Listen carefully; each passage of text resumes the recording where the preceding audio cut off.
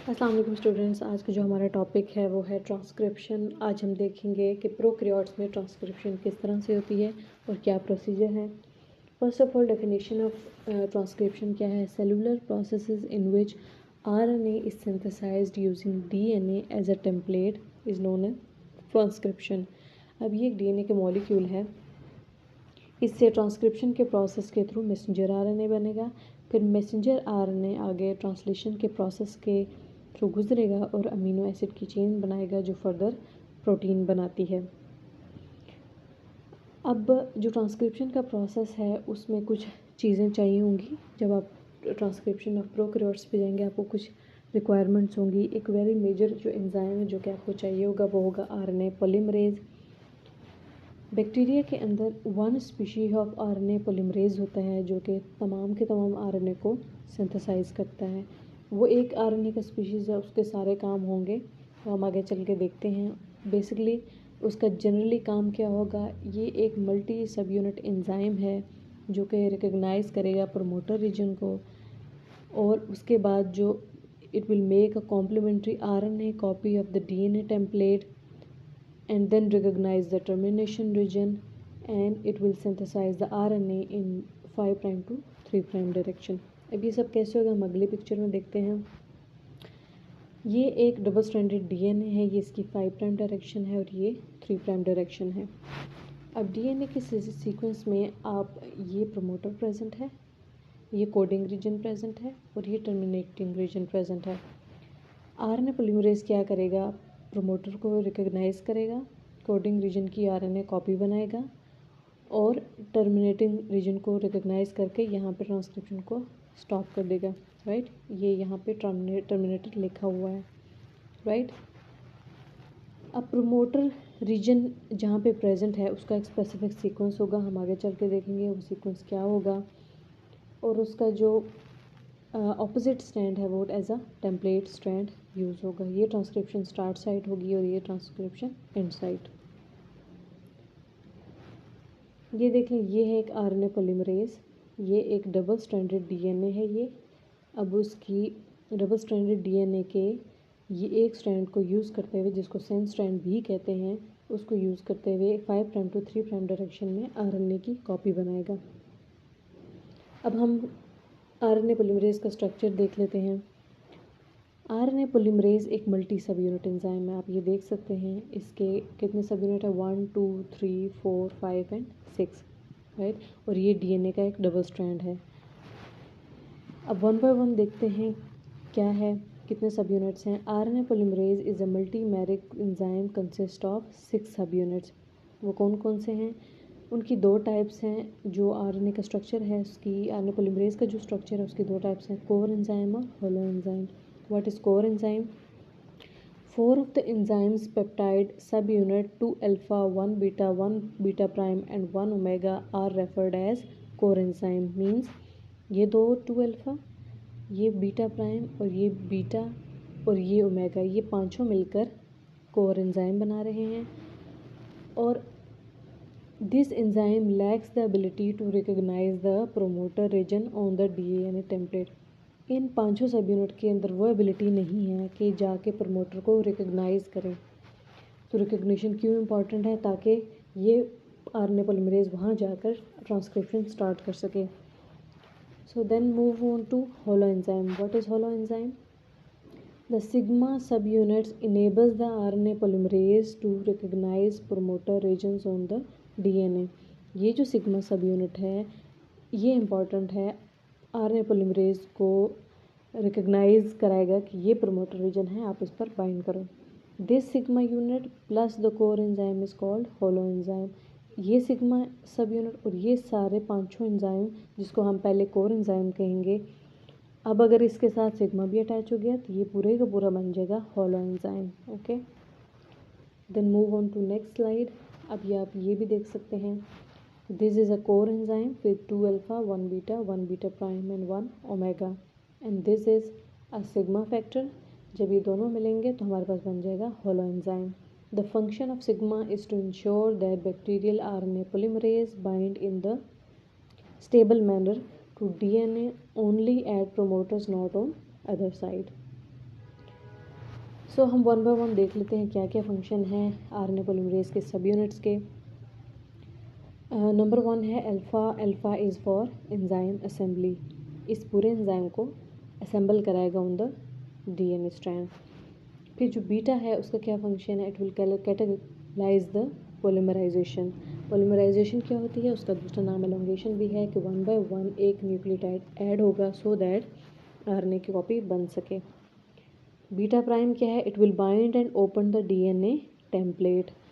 Beta prime का क्या काम है, इसका फंक्शन सेम हेलिकेज की तरह है, ये ओपन करेगा, ये अनबाइंडिंग करेगा। ओमेगा का फंक्शन अननोन है। सिग्मा जो है उसका फंक्शन क्या है, it will recognise the initiation sites called the promoter. ये हम पहले भी पढ़ चुके हैं। अब हम चलते हैं प्रोमोटर। हमने आरएनए पॉलीमरेज को डिटेल से पढ़ लिया, हम चलते हैं प्रोमोटर रीजन पे। What is promoter? सो ये एक जो है ये आरएनए पॉलीमरेज है। इसका जो ये ब्लू कलर का सिग्मा फैक्टर है ये बाइंड है एक रीजन पे जिसका नाम है प्रोमोटर। प्रोमोटर किस तरह का होता है?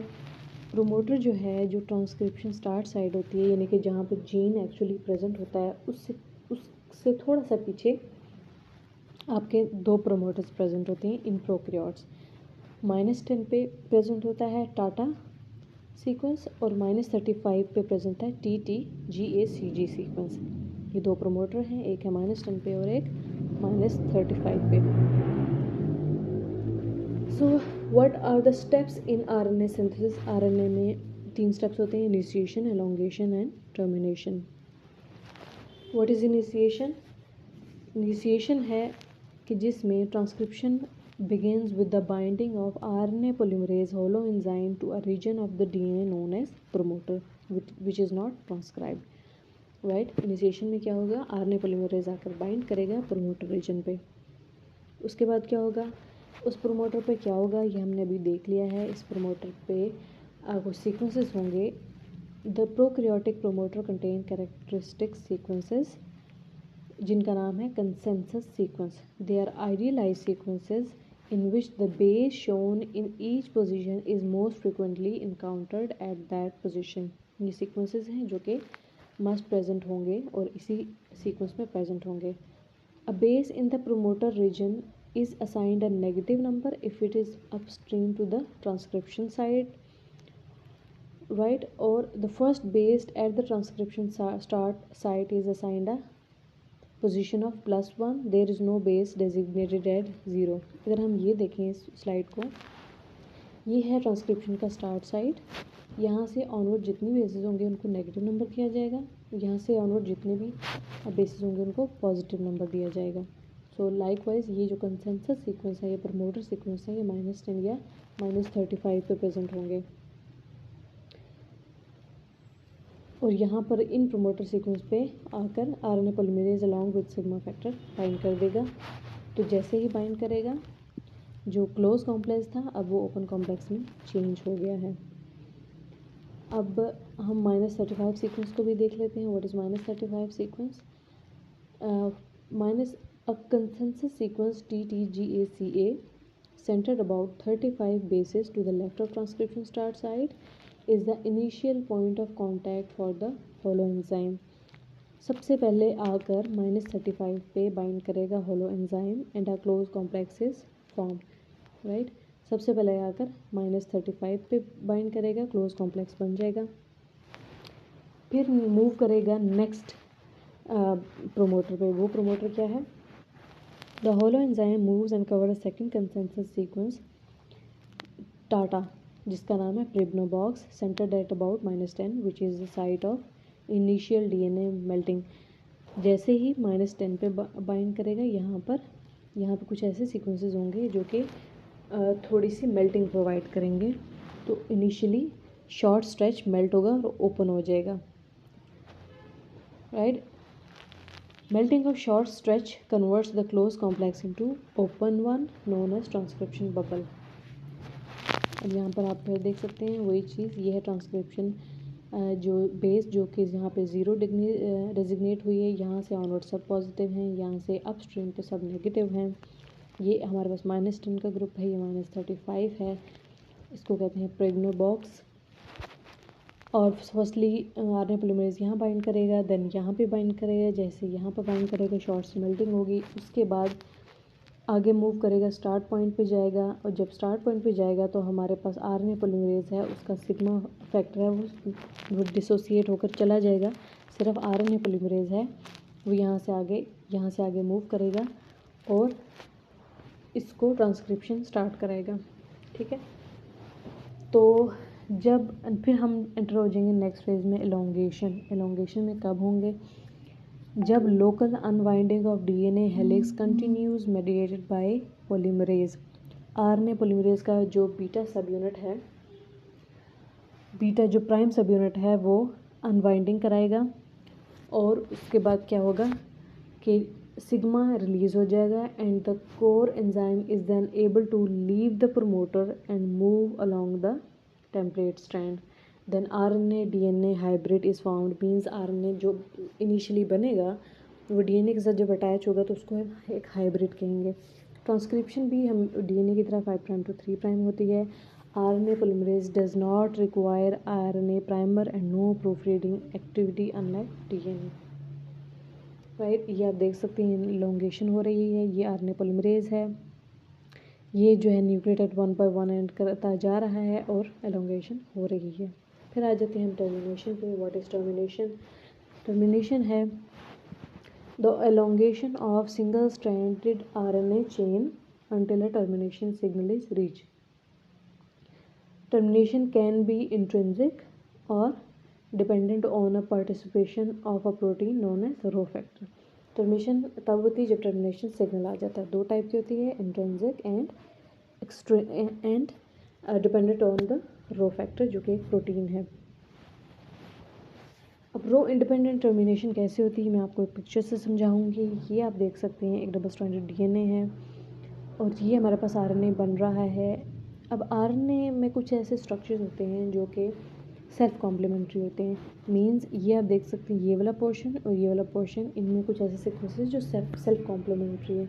जब वो सेल्फ कॉम्प्लीमेंट्री होते हैं तो आपस में बाइंडिंग कर देते हैं, और आपको पता है जी और सी में ट्रिपल बॉन्ड होता है तो वो बहुत स्ट्रांगली बाइंड करता है। और ये जो इसे कहते हैं जीसी रिच एरिया, और ये एक लूप भी बनाता है। लूप मीन कि इसमें ऐसे सीक्वेंसेस प्रेजेंट होते हैं जो कि आपस में बॉन्ड नहीं बना सकते, तो वो एक लूप लाइक स्ट्रक्चर बना देते हैं। सो इसे कहते हैं, इस पूरे स्ट्रक्चर को कहेंगे hairpin loop like structure. And then termination signal पे हमारे पास यू एंड ए का बॉन्ड बनता है जो कि वीकर बॉन्ड होता है एज़ कम्पेयर टू दिस। इसकी वजह से एक पुल क्रिएट होता है जो कि जीसी एक पुल क्रिएट करता है जो कि इस स्ट्रैंड को यहाँ से सेपरेट कर देता है, एंड आरएनए रिमूव हो जाता है और आरएनए बनकर कंप्लीट हो जाता है। रो इंडिपेंडेंट टर्मिनेशन में क्या होता है? It requires that a sequence in the DNA template generate a sequence in the newly made RNA that is self complementary. This allows the RNA to fold back on itself, forming a G-rich stem plus a loop. This structure is known as hairpin. Additionally, just beyond the hairpin, the RNA transcript contains a string of U at the 3' end. The bonding of these U's to the complementary A's of the DNA is weak. This facilitates the separation of the newly synthesized RNA from its DNA template as the double helix zip up behind the RNA polymerase. अब हम चलते हैं rho dependent termination. What is rho dependent termination? इसके अंदर आपको एक protein चाहिए होती है जो कि रो फैक्टर कहते हैं। ये कहाँ बाइंड करती है? जो न्यूली सिंथेसाइज आरएनए है इसकी एक रो बाइंडिंग साइट है, वहाँ पर बाइंड करेगी और ये यहाँ से बाइंड करते करते मूव करेगा टुवर्ड्स द 3' एंड, और यहाँ पे जो एटीपेज एक्टिविटी को यूज़ करते हुए इस बॉन्डिंग को क्लीव करेगा और आरएनए को रिमूव कर देगा। This requires the participation of an additional protein, Rho protein, which is ATPase with helicase activities. Rho P binds a Rho recognition site near the 3' end of the newly made RNA and using its ATPase activity moves along the RNA until it reaches the RNA polymerase paused at termination site. The ATP dependent helicase activity of Rho separates the RNA DNA hybrid helix cause the release of RNA. Okay, this is the picture of rho independent termination. ये है रो dependent termination. यहाँ पर रो protein involve है और यहाँ पे जो hair pin और लूप इन्वॉल्व है। And thank you so much. और ये था आपका आज का लेक्चर और transcription of pure prokaryotes. Next हम जो है वो करेंगे ट्रांसक्रिप्शन ऑफ यूकैरियोट्स।